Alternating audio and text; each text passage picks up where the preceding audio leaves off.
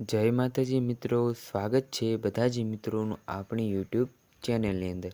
તો મિત્રો, આજના આ વિડીયોની અંદર હું તમને શીખવાડવાનો છું કે તમે મિત્રો નવી સ્ટાઇલમાં સ્ટેટસ એડિટિંગ કઈ રીતે કરી શકો। જો તમે પણ આ પ્રકારનું સ્ટેટસ એડિટિંગ કરવા માંગતા હોય તો મિત્રો તમારે આ વિડીયોને પૂરો એન્ડ સુધી જોવાનો છે, કેમ કે મિત્રો આપણે મટીરિયલમાં લગાવેલ છે પાસવર્ડ, જે તમને વિડીયોમાં બે સ્ટેપમાં મળી જશે। તો ચાલો સૌથી પહેલાં તમે ડેમો વિડીયો જોઈ લો અને ત્યારબાદ આપણે સ્ટેટસ એડિટિંગ શરૂ કરી લઈએ।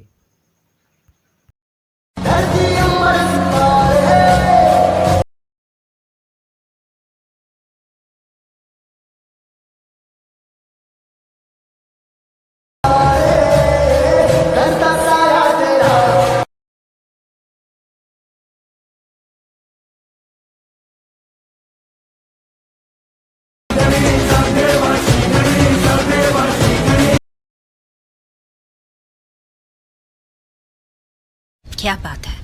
Once more! Once more! Once more! नहीं। ए रहा नहीं जाता, तड़प ही ऐसी है ना। તો મિત્રો, જે પ્રકારનું તમે ડેમોમાં સ્ટેટસ જોયું તે પ્રકારનું સ્ટેટસ એડિટ કરવા માટે આપણે મિત્રો જે અલાઇટ મોશન એપ્લિકેશન છે તેની જરૂર પડશે। જો તમારી પાસે અલાઇટ મોશન એપ્લિકેશન ન હોય તો એકદમ નવું લેટેસ્ટ વર્ઝન જે કાલે જ અપડેટ આવ્યું છે તેની જો તમારે તે ડાઉનલોડ કરવું હોય તો આપણે ટેલિગ્રામ ચેનલ લિંક નીચે ડિસ્ક્રિપ્શન બોક્સમાં તમને મળી જશે, ત્યાંથી તમે તેને ડાઉનલોડ કરી શકો છો।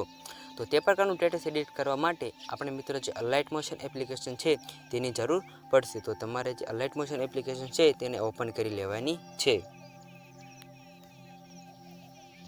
અલાઇટ મોશન એપ્લિકેશન ઓપન કર્યા બાદ તમને મિત્રો ડિસ્ક્રિપ્શન બોક્સમાં ફૂલ પ્રોજેક્ટ જોવા મળશે, ત્યાંથી તમારે તેને પાસવર્ડ નાખી અને અલાઇટ મોશનમાં છે તે ઇમ્પોર્ટ કરી લેવાનો છે અને પછી તેને ઓપન કરવાનો રહેશે।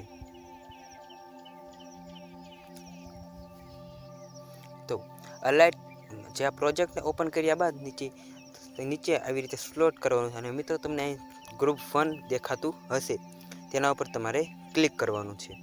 ગ્રુપ 1 ઉપર ક્લિક કરી અને ઉપર તમને જે 3 ડોટ દેખાઈ રહ્યા છે તેના ઉપર ક્લિક કરવાનું છે।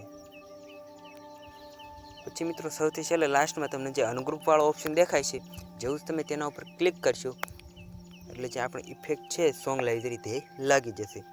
હવે મિત્રો આપણી સોંગ લાઇબ્રેરી છે તે આવી રીતે લાગી ગઈ છે અને મિત્રો હવે આપણે આવી રીતે આગળ આવવાનું, પહેલા બીટમાર્ક ઉપર આપણે આવવાનું છે। બીટમાર્ક ઉપર આવી અને મિત્રો તમારે જે પ્લસ વાળું તમને જે આઇકન દેખાય છે, પ્લસ વાળું આઇકન તેના ઉપર ક્લિક કરવાનું છે। પ્લસ વાળા આઇકન ઉપર ક્લિક કરીને બીજા નંબરે તમે મીડિયા વાળા આઇકન ક્લિક કરવાનું છે અને પછી મિત્રો ફોટોની લિંક પણ તમને નીચે ડિસ્ક્રિપ્શન બોક્સમાં મળી જશે। બધું મટીરિયલ તમને ડિસ્ક્રિપ્શન બોક્સમાં મળી જશે, ત્યાંથી તમારે તેને ડાઉનલોડ કરી લેવાનું રહેશે। ફોટાને લઈ લીધા બાદ નીચે ઉપર તમારે 3 ડોટ દેખાય છે તેના ઉપર ક્લિક કરવાનું છે અને ત્યારબાદ મિત્રો ફિલ કમ્પોઝર એરિયા લખ્યું છે તેના ઉપર જેવું તમે ક્લિક કરશો એટલે આપણો જે ફોટો છે તે ફૂલ સ્ક્રીન થઈ જશે। હવે મિત્રો શું કરો, હવે આપણે આવવાનું છે વિડીયોની લાસ્ટમાં આવી અને મિત્રો અહીં તમારે ફોટા ઉપર ક્લિક કરવાનું છે। પછી મિત્રો તમને આ જે ઓપ્શન દેખાય છે બીજા નંબરનો, જેવું તમે તેના ઉપર ક્લિક કરશો એટલે આપણો ફોટો છે તે લાસ્ટ સુધી આવી જશે। હવે મિત્રો આપણે બીટમાર્ક ઉપર આવવાનું રહેશે અને મિત્રો આ ફોટો છે તેને આપણે અહીંથી નીચે લાવવાનો છે એટલે ફોટો ઉપર છે ઇફેક્ટ છે તે લાગી જાય। આવી રીતે મિત્રો તમારે અહીંયા રાખી દેવાનું છે। હવે મિત્રો આની અંદર આપણે એક પીએનજી એડ કરવાની છે, તો પીએનજી એડ કરવા માટે પ્લસ વાળા આઇકન પર ક્લિક કરવાનું છે મીડિયા ઉપર અને પીએનજી લઈ લેવાની છે। પછી મૂવ અને ટ્રાન્સફરના ઓપ્શન ઉપર ક્લિક કરી અને મિત્રો આવી રીતે આને આપણે નીચે સ્લાઇડ કરી દેવાની છે। તમને મિત્રો આ જે ત્રીજા નંબરનો ઓપ્શન દેખાય છે તેના ઉપર ક્લિક કરીને પીએનજીની સાઇઝને થોડીક આપણે વધારી દેવાની છે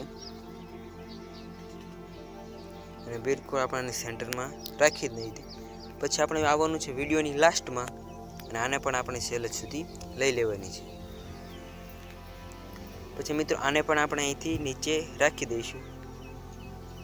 હવે મિત્રો આપણું સ્ટેટસનું કામ પતી ગયું છે। હવે મિત્રો શું કરવાનું છે, તમને અહીં દેખાય છે મિત્રો, આની ઉપર આપણે ટચ કરવાનું છે એટલે આ ઇફેક્ટ છે તે પણ લાગી જાય। તો મિત્રો હવે આપણું સ્ટેટસ બનીને છે તે રેડી થઈ ગયું છે।